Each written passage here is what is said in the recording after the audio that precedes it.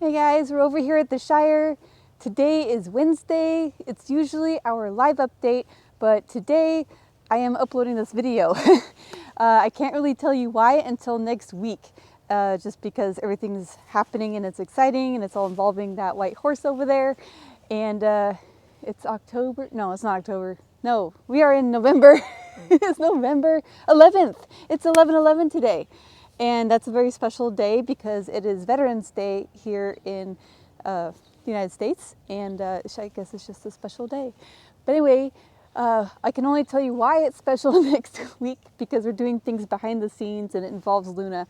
So anyway, I just wanted to upload this video and check in with you guys and all that good stuff. So I came up with a little bit of content to give you guys instead of our usual live Luna update that we have been doing for the past 15 weeks since we got her in July 17th. And right now, this morning, they have uploaded, Extreme Mustang Makeover has uploaded the first class for the adults and for the youth. And we are, of course, in the adult class, and it's the adult in-hand class.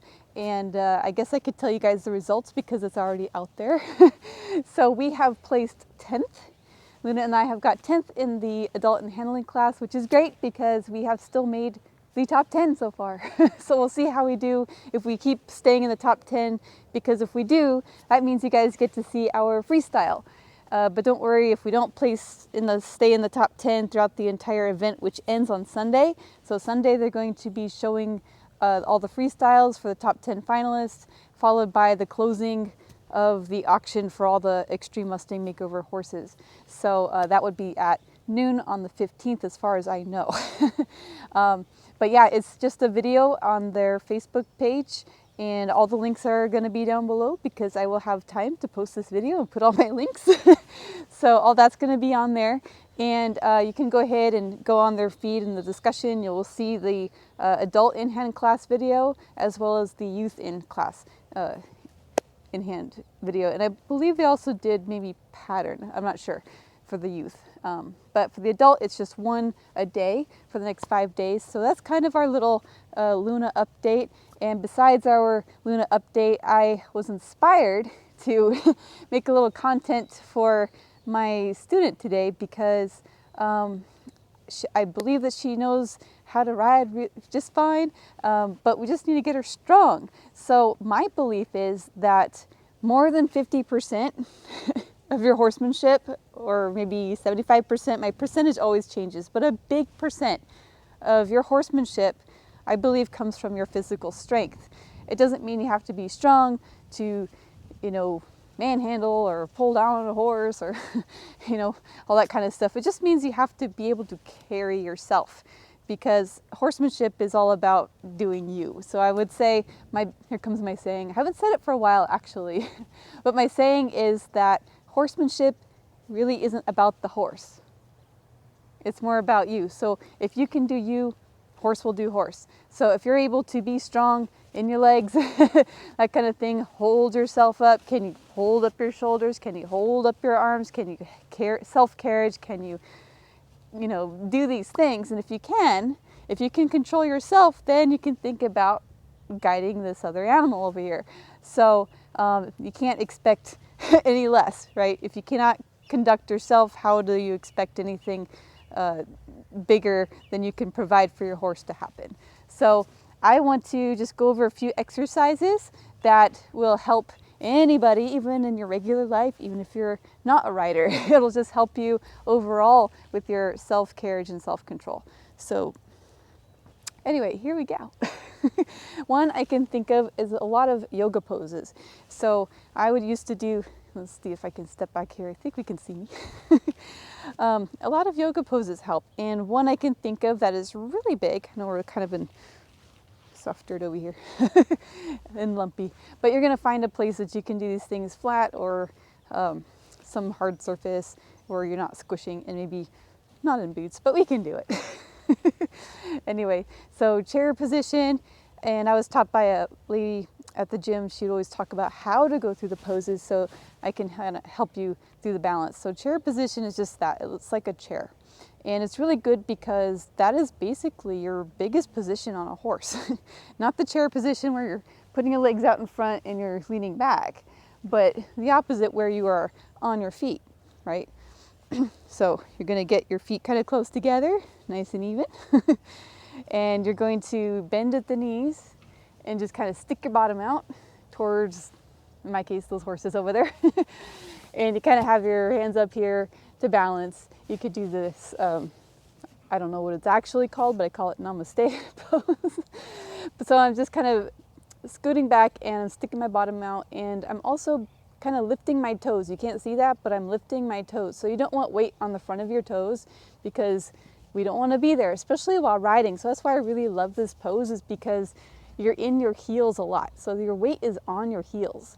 So I'm just sticking my bottom out, and you can sink farther, farther, farther, and you can really get low. And when you do this, your shoulders are square. Maybe you can add that because I also do this kind of a thing when we ride our horses. So you want to make sure that your hands are parallel with your shoulders, and you can feel your back muscles really getting strong. Right here's really getting strong, and you're in that balanced position, and I'm still putting my weight in my heels. And I guess you come back up. So that's one you could practice and see how well you can do that. I could hold it longer, but it's not about that. I just want to show you guys what you could do to strengthen your legs and strengthen your balance and your self-carriage. So any balance poses, right? So another one, I think it was good. We have this trouble when we get off of our horses. So sometimes we make the mistake where we're kind of on the horse, right? And we're getting over like this. But you can see the problem with that. There's no clearance of the horse. So what you really have to do is get forward. So you have to basically lay across the horse so you can get your leg up and over. So I'm looking this way, not in the right position, but if you can practice this position, I think that's like the pose for balance, or something like this. So I think of it like a T. The ground is not even, so that's a little bit hard. So you think about yourself being like a T. So you got your one leg down and your other leg is up. And that way it comes up and over. And so when you get off the horse, your leg goes up and over. And we always want to land facing the same direction as your horse. So your leg's gonna go up, comes over, right? But you gotta keep your face looking forward because your body will follow your face. And then you bring that leg back. But the trick is coming off, you gotta swing that leg forward. So you land facing forward.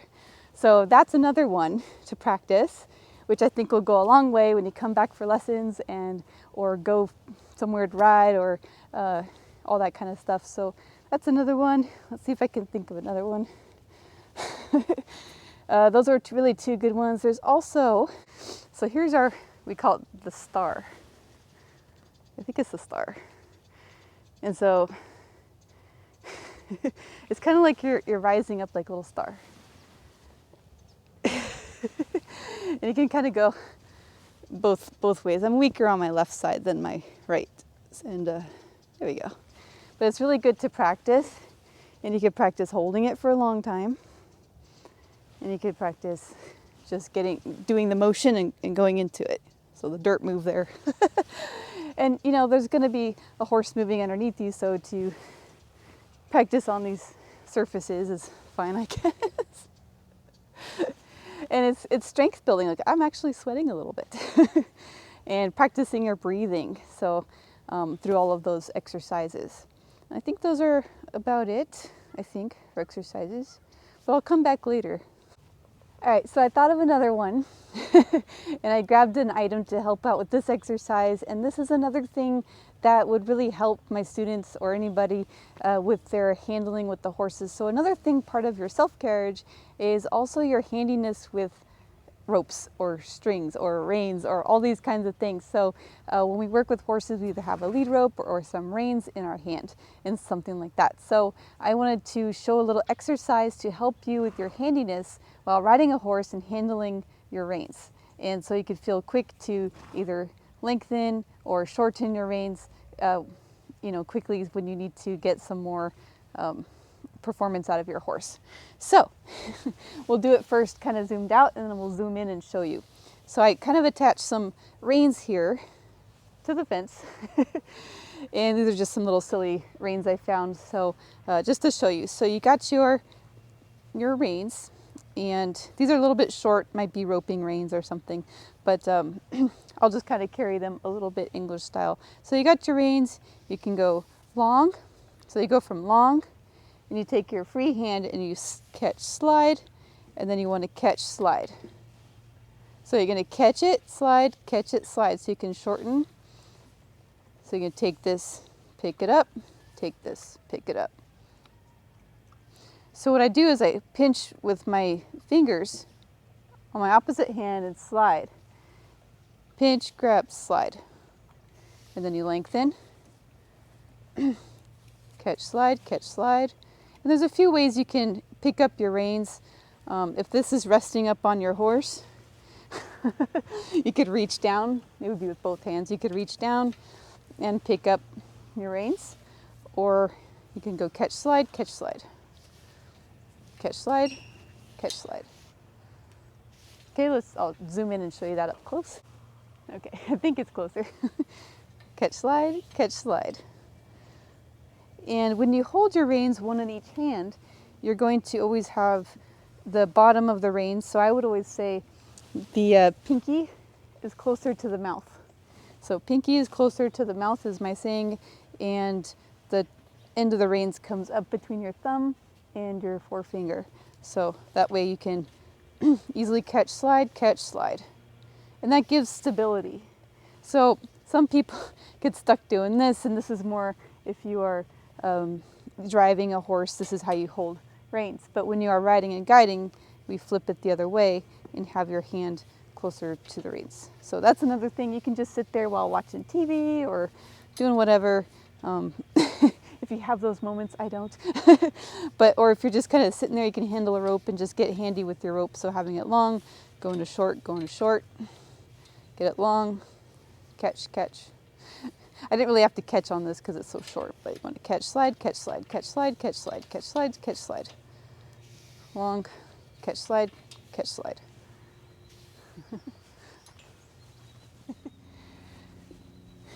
I'm surrounded. I think that's it for our little exercises. So I showed you a couple things on what to do to strengthen your position while riding. And so when you get to riding a horse, you'll feel more confident and secure in yourself to guide that horse. Hi, Sally. This is Sally. And this is our Luna. So anyways, Sally, your face was cute, but you're kind of big. There we go. So anyways, thank you all for coming. I do have a question. Because of the time change, it gets dark so soon. And when we go actually live, so we will be live next week. We will come back and doing that. So when we actually go live, I think everybody's eating dinner. So if you guys want to tell me when is a good time to actually push the live button and say hi to everybody and do some stuff on camera, because I got some plans coming up. We're going to be working with our Mustang sailor who's been hanging out over there, and he's got to get retrained and all that good stuff. So we will be working with him moving forward and doing our Luna. Well, I don't know. We'll update on what the Luna situation is after the makeover and all that good stuff. So let me know what's a good time to check in and go live, because it's going to be 4 p.m. We will stick to 4 p.m. next week just so we can tune in at the same time. Peanut gallery. She stuck her foot in the food trough and took it with her. Looney Tune, that's why we call her Looney Tune. Anyway, horses are fun. Back to what I was saying. Oh yeah, in the comments below, let me know what's a good time. We're talking California time because that's where we're at. So let me know California time when you'd like to tune in for our live updates and lessons and all that kind of good stuff, because I really do love going live. It's so much fun and hanging out with you guys and answering questions and seeing you all here. So I do miss you today being live for that, but we're going to upload this and it'll be a premiere. So anyway, with all of that, I do love you guys. Subscribe, bell, like, all that good stuff, and we'll see you soon. And we'll see how the makeover goes. And if you want to see the makeover process and be part of that, it'll end Sunday. You can find it all on the links below. So anyways, we love you guys. We'll see you later.